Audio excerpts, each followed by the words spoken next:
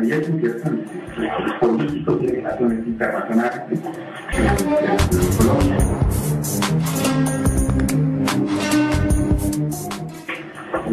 Yo he trabajado sobre distintos temas, pero no son los que ustedes interesan, yo repito varias cosas, trabajo en investigación sobre el tema de la política colombiana sobre las drogas, tengo un libro sobre opiniones de expertos en relación con este tema, las drogas ilícitas. En estos momentos estoy culminando un trabajo que coge muchas cosas que he hecho en varios años sobre la historia del narcotráfico en Colombia.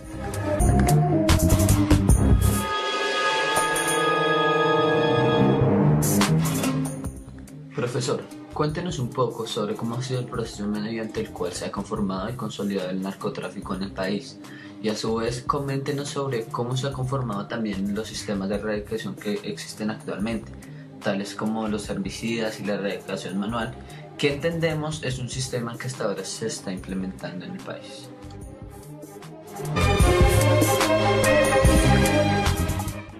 La erradicación con herbicidas, con químicos, tiene una historia muy vieja en Colombia, que se remonta incluso a los años 70, cuando el gobierno de Turbay empezó a fumigar cultivos de marihuana. Hubo mucha polémica en esos momentos. Es en la década del 80 en que en Colombia se empiezan a ver cultivos importantes ya de hoja de coca, más aún en la década de 1990, ¿cierto? A mediados de 1990 Colombia se convierte en un importante cultivador de hoja de coca, ¿cierto? Incluso relegando a un segundo y tercer lugar a Perú y Bolivia, que habían sido anteriormente los principales países cultivadores. Bueno, ahora cuéntenos un poco cómo esos cultivos locales modificaron de alguna manera la estructura del país, y más específicamente, estos cómo comenzaron a afectar ambiental y socialmente pues lo que hoy en día es Colombia.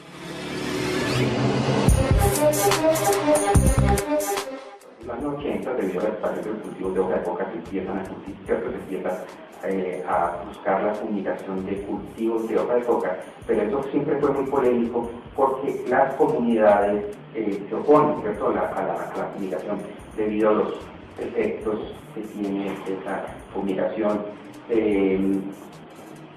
por efectos sobre los cultivos legales, ¿cierto? Los cultivos de pancoger que llaman, lo que la gente come, pues también son afectados.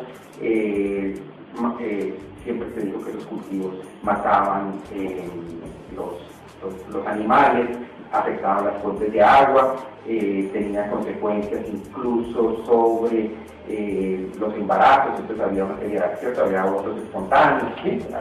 Todas esas consecuencias asociadas hacían que la gente rechazara, pero también estaba el tema de que la gente en muchos lugares obtenía sus ingresos a partir de los cultivos de hoja de coca, pero también se oponían a que les destruyeran sus cultivos de hoja de coca, pero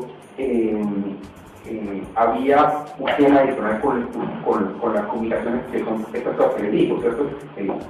Que afectan no solo los cultivos, sino tienen consecuencias adicionales muy grandes. Más recientemente, esto ya fue a finales de los años 90 y sobre todo en la década anterior, la década del año, ¿cierto?, del 2010, surgió un nuevo elemento de conflicto, que fue el tema internacional, particularmente con Ecuador, ¿cierto? Los cultivos, debido a la persecución de los cultivos en ciertos lugares, los cultivos se fueron desplazando a ciertos lugares como la zona del Pacífico, zonas fronterizas, ¿cierto? Los productores encuentran refugio en otros países, ¿cierto? Entonces hay cultivos importantes en la zona de Catatumbo, ¿cierto?, limítrofe con Venezuela, hay cultivos importantes en la zona de Nariño y de Putumayo, limítrofe con Ecuador, está todo el tema del Pacífico, ¿cierto?, que es una zona de muy difícil acceso. Bueno, pero ¿qué otros elementos evidenciaron los problemas de la erradicación química? ¿Y por qué la erradicación manual, siendo un sistema en general muy aceptado, no se ha conformado de manera masiva en el territorio nacional?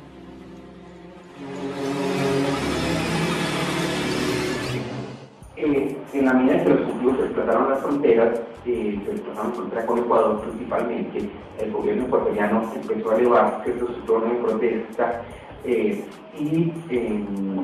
en el ambiente difícil que se vivió en las relaciones entre Colombia y Ecuador durante, sobre todo desde el gobierno Uribe, al final el gobierno colombiano se comprometió a no mirar en zona de frontera, ¿cierto? Y lo que se empezó a impulsar fue la erradicación manual, que implica contratar a una cantidad de personas para que arranquen las plantas directamente, lo cual tiene otro tipo de complicaciones. Las primeras son las de seguridad, ¿cierto? Porque es más fácil botar el veneno desde el cielo, claro, pues muchos de los cultivos son protegidos por actores armados, lo que, por otra parte, también hace que muchas veces la botada el veneno se maneje indiscriminada. Para evitar precisamente que les disparen, los aviones tratan de volar más alto, pero esto hace que cambien los perfiles, ¿cierto? Entonces, produce todos estos problemas adicionales que les estoy comentando. Profesor, ¿y qué otros problemas, además de la inseguridad de la que usted hablaba, hacen de la erradicación manual una solución aún muy incompleta?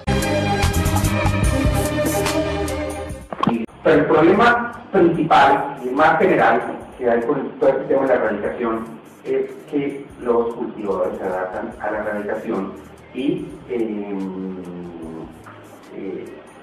pese a que pasa la comunicación con químicos, pese a que pasan los laboratorios manuales, la gente